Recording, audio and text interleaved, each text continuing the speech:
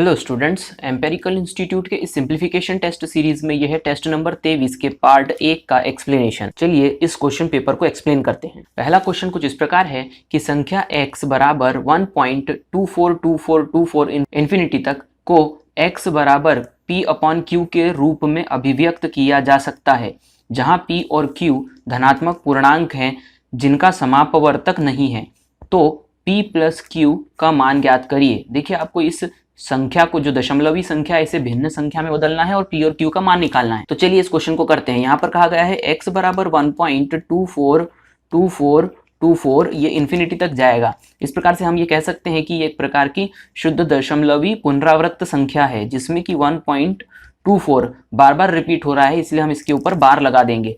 इस प्रकार से इस संख्या को हम लिख सकते हैं 1 प्लस 0.24 और उसके ऊपर बार। इस प्रकार से 1 तो एक पूर्णांक हो ही गया। यहाँ पर ये जो शुद्ध पुनरावृत्त दशमलव संख्या है, इसे हम भिन्न में बदलेंगे। इसे हम भिन्न में इस प्रकार से बदलते हैं कि बार के नीचे जितने अंक होते हैं वे वैसे के वैसे लिख दिए जाते हैं और बटे में उतने ही 9 लगा दिए जाते हैं जितने की बार के नीचे अंक होते हैं। तो इस प्रकार से मैंने यहाँ पर 99 लिख दिया, तो 24/99 इसका भिन्न का स्वरूप होगा। अब इसे 3 से हम यदि कैंसिल कर दें तो 3 और 8 24 और यहाँ पर 3 से ये 33 बार कैंसिल हो जाएगा। इस प्रकार से 33 से कम 33 और 8 41/33 इसका भिन्न स्वरूप होगा। यानी x बराबर 1.242424 को हम 41/33 लिख सकते हैं। अब यहाँ पर ये स्वरूप में आ गया p बटा q के, जहाँ पर p बराबर 41 और q बराबर 33 है। आपसे पूछा गया p और q का योग निकालिए। तो यहाँ पर हम p का मान रखेंगे 41 और q का मान रखेंगे 33। 3 और 1 4, 4 और 3 7। इस प्रकार से इसका आंसर जो होगा वो होगा 74, जो कि ऑप्शन ए पर दिया गया है। चलिए अगला क्वेश्चन करते हैं। अगला क्वेश्चन है, प्रातः 9 बजे से लेकर अपराह्न 2 बजे, अपराह्न का मतलब होता है दोपहर, अपराह्न 2 बजे तक तापमान में 21 डिग्री सेल्सियस से 36 डिग्री सेल्सियस तक एक समान दर से, याद रखिएगा, एक समान दर से वृद्धि हुई। तदनुसार ठीक दोपहर को तापमान कितना होगा। तो देखिए, इस क्वेश्चन में कहा गया है 9 बजे से लेकर के 2 बजे तक। तो यहाँ पर 9 से लेकर के 2 बजे तक की यदि हम बात करें तो कुल जो इनके बीच का समय अंतराल होता है वह होता है 5 घंटे का। इस 5 घंटे के अंदर अंदर तापमान 21 से 36 डिग्री सेल्सियस हो गया। यानी 9 बजे तापमान 21 डिग्री सेल्सियस था, दोपहर के 2 बजे 36 डिग्री। इस प्रकार से 21 से 36 का जो अंतर होगा वह 15 डिग्री सेल्सियस का होगा। इस प्रकार से हम ये कह सकते हैं कि 5 घंटे में कुल 15 डिग्री सेल्सियस तापमान बदल गया। इस प्रकार से हम यहाँ पर 1 घंटे में कितना तापमान बदला है वो निकाल सकते हैं। तो यहाँ पर आ जाएगा 15/5 यानी 3 डिग्री सेल्सियस। और यही कहा जा रहा था कि एक समान दर से, एक समान दर का मतलब प्रति 1 घंटे में 3 डिग्री सेल्सियस तापमान बदल रहा है। तो कहा गया कि ठीक दोपहर को, अब यहाँ पर आपको खुद से समझना होगा कि ठीक दोपहर का मतलब क्या है।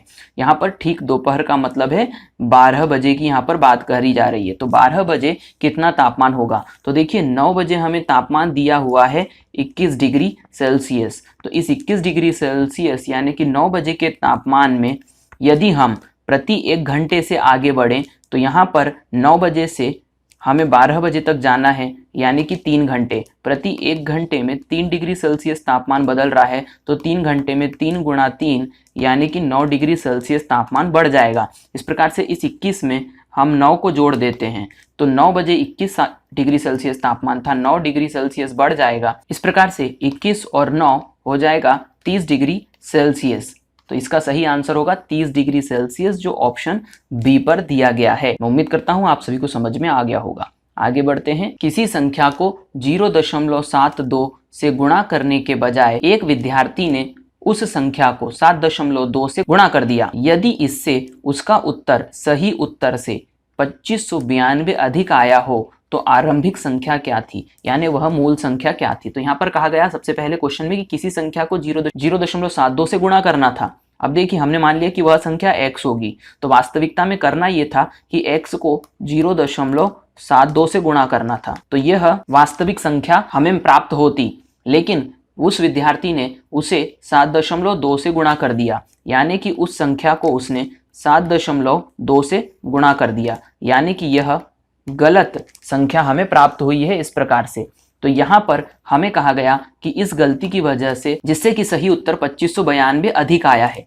तो यहाँ पर ध्यान से समझिए, ये जो गलत संख्या आई है और ये जो वास्तविक संख्या आई है, इसी का अंतर ये 2592 होगा। तो पिछले वीडियो में मैं ये क्वेश्चन ले चुका था। तो यहाँ पर हो जाएगा 7.2x माइनस में 0.72x बराबर में अंतर हो जाएगा 2592। अब इसे हम सॉल्व कर लेते हैं।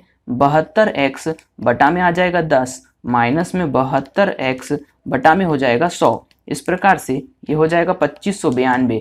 अब एलसीएम ले लेंगे जो कि 100 आएगा। यहाँ पर आ जाएगा 720x माइनस में यहाँ पर आ जाएगा 72x बराबर में 2592। अब आप 720 में से 72 को घटा देंगे तो आएगा 648x बटा में हो जाएगा ये 100 बराबर में हो जाएगा ये 2592। अब आप इसे 8 से कैंसिल कर दीजिए तो 8 8 64 और 8 कम 8 यहाँ पर कट जाएगा। 8 तिया 24, 8 दूनी 16 और 8 चौक 32। इस प्रकार से आगे बढ़ते हैं। इसे फिर हम यहाँ पर 9 से विभाजित कर देते हैं तो नामी नामी 81, 9 तिया 27, नामे 6 54 और यहाँ पर फिर 9 से इसे डिवाइड कर देंगे तो 9 चौक 36। इस प्रकार से x बराबर में 4 गुणा में 100 यानी कि 400। तो वह वास्तविक संख्या जो थी वह 400 थी, जो कि ऑप्शन ए पर सही आंसर दिया गया है। तो मैं उम्मीद करता हूँ ये क्वेश्चन आपको समझ में आ गया होगा और इस प्रकार के पैटर्न भी अब आपको अच्छे से समझ में आ गए होंगे। आगे बढ़ते हैं, अगला क्वेश्चन करते हैं। अगला क्वेश्चन देखिए, ये है सभी क्वेश्चंस जो मैं लेता हूं वो सभी एग्जाम्स में आ चुके हैं, तो इनको सब आपको बड़े गौर से देखना है। यदि @ एक ऐसी संक्रिया है ताकि a@b a+b हो, जबकि a बड़ा हो 0 से और b बड़ा हो 0 से, और a@b बराबर √a² + b² हो, जबकि ab दूसरे सभी मानों के लिए यह इक्वेशन जस्टिफाई करेगा। इस प्रकार से इस समीकरण का हमें मान पता करना है। तो देखिए कंडीशन क्या क्या लग रही है, पहले मैं ये प्रश्न को उतार लेता हूं। अब देखिए मैं आपको बता दूं कि कंडीशन क्या लग रही है। यहां पर कहा गया है a@b कब होगा a+b के बराबर, जबकि a और b दोनों के ही मान 0 से ऊपर हो। तो यहाँ पर ये जो @ का चिन्ह लगा है, सबसे पहले तो आप इस इक्वेशन को सॉल्व कर लीजिए जो भी संख्याओं के रूप में आपको दिए गए हैं। जैसे यहाँ पर 7 - 13, 3 - 6, 5 - 9, तो इसको हम सॉल्व कर लेते हैं। तो यहाँ पर 8 @ यहाँ पर 7 में से 13 को जब हम घटाएंगे तो यहाँ पर -6 बचेगा। माइनस में यहाँ पर 3 @ मैंने वैसा का वैसा लिख दिया, बटे में यहाँ पर 3 में से -6 गया तो -3 बच गया। यहाँ पर @ लगा करके 5 में से -9 गया तो -4 बच गया। अब देखिए इस पर्टिकुलर इक्वेशन पे हम कंडीशन लगाएंगे। अब देखिए इस समीकरण में हम मान रख रहे हैं इस @ के जगह पर। अब यहाँ पर a@b a+b कब होगा, जबकि a और b के मान 0 से ज़्यादा होंगे। यदि a और b के मान 0 से ज़्यादा ना होकर के और दूसरे होते हैं तो ये दूसरी कंडीशन लगेगी। मैं आपको करके बता देता हूँ। यहाँ पर हम देख सकते हैं कि @ 8 और -6 के बीच में लगा हुआ है, तो हम यहाँ पर ये कहेंगे कि यहाँ पर -6 जो है वो ऋणात्मक संख्या है, यानी 0 से। इसका मतलब पहली वाली कंडीशन नहीं लगेगी, दूसरी वाली कंडीशन लगेगी √ वाली। तो यहाँ पर √ में हो जाएगा 8 का स्क्वायर प्लस में ब्रैकेट में -6 का स्क्वायर। ये कंडीशन लग गई है क्योंकि यहाँ पर a और b के दूसरे सभी मानों को लेकर के हम ये कंडीशन लगा रहे हैं। यहाँ पर माइनस में ब्रैकेट के अंदर देखिए a और b यहाँ पर 3 और 1 दोनों ही 0 से ज़्यादा हैं, और जब a और b के मान 0 से ज़्यादा होंगे तो कंडीशन लगेगी a+b, यानी यहाँ पर हो जाएगा 3 + 1। अब डिवाइड कर देंगे इसको हम। यहाँ पर कंडीशन देखिए @ लग रहा है -3 और -4 के बीच, जो कि दोनों ही ऋणात्मक संख्याएं हैं, यानी 0 से कम है। इसलिए कंडीशन कौन सी लगेगी, √ में a² + b²। तो इसको हम लगा देते हैं √ में -3 का होल स्क्वायर और यहाँ पर प्लस में √ में -4 का होल स्क्वायर। अब इसे सॉल्व कर देते हैं। √ में यहाँ पर हो जाएगा 8 × 8 = 64 और यहाँ पर हो जाएगा 6 × 36, माइनस में 3 और 1 4। यहाँ पर डिवाइड कर देंगे √ में 3 × 3 = 9 और प्लस में 4 चौक 16। अब इसे हम आगे की तरफ जब सॉल्व करेंगे तो √ में ये 64 और 36 हो जाएगा √ में 100 माइनस में 4 और बटे में यहाँ पर √ में 25। अब देखिए इसे मैं आगे सॉल्व करता हूँ तो यहाँ पर √ में 100 यानी कि 10 हो जाएगा, ऋण में 4 बटा में 5। अब इसे हम सॉल्व करेंगे तो 10 में से 4 गया तो 6 बटा में 5। इसका सही आंसर होगा 6/5, जो कि ऑप्शन सी पे दिया गया है। तो आपको यहाँ पर कंडीशन लगानी थी। मैं उम्मीद करता हूँ कि मैं बेहतर तरीके से आपको यहाँ पर समझा पाया हूँ। आगे बढ़ते हैं, अगला क्वेश्चन करते हैं। अगला क्वेश्चन है निम्नलिखित संख्याओं का योग ज्ञात कीजिए। देखिए यहाँ पर ये संख्याएं श्रृंखला में दी गई है। इस श्रृंखला की विशेषता क्या है? 36, 42, 48 इस प्रकार से सभी संख्याओं में अंतर समान दिख रहा है और ये संख्या जा रही है 96 तक। तो इस प्रकार से इन सभी संख्याओं का योग कैसे निकालेंगे हम? मैं आपको एक कॉन्सेप्ट बता रहा हूँ। संख्याओं का जब भी आपको योग निकालना पड़ता है इस प्रकार की, जब कोई संख्या की श्रृंखला दी गई है तो हम इस प्रकार से योग निकालेंगे कि हमें अंतिम अंक रखना है, अंतिम संख्या रखनी है, प्लस में प्रथम संख्या रखनी है, डिवाइड करना है इसको 2 से और गुणा करना है n से। तो इस प्रकार से यहाँ पर हम कह सकते हैं कि हमारे पास अंतिम संख्या है, प्रथम संख्या है, ये n हमारे पास नहीं है। तो ये n क्या है? n है संख्याओं की संख्या, जिसको हम n कह रहे हैं। तो ये आपको निकालना पड़ेगा कि 36 से लेकर के 96 तक कितनी संख्याएं हैं। तो यहाँ पर याद रखिए, आप ऐसे गिन के तो निकाल नहीं सकते, तो आप एक कॉन्सेप्ट का इस्तेमाल करिएगा। पहले जैसा ही है, मैं पिछले वीडियोस में ये क्वेश्चन ले चुका हूँ। अंतिम माइनस प्रथम संख्या डिवाइडेड बाय सर्वांतर। सर्वांतर का मतलब सभी संख्याओं के बीच का समान अंतर और +1।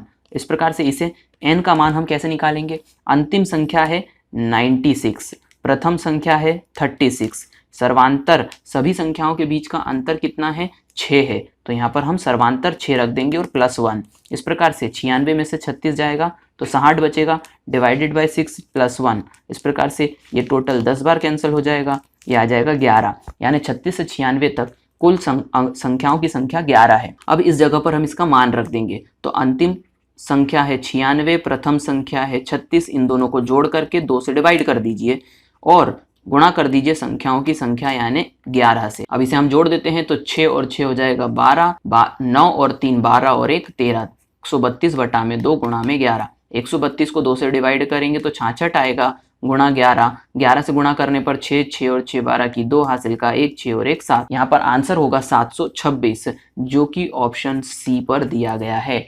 तो मैं उम्मीद करता हूँ कि ये सभी क्वेश्चन आपको समझ में आए होंगे।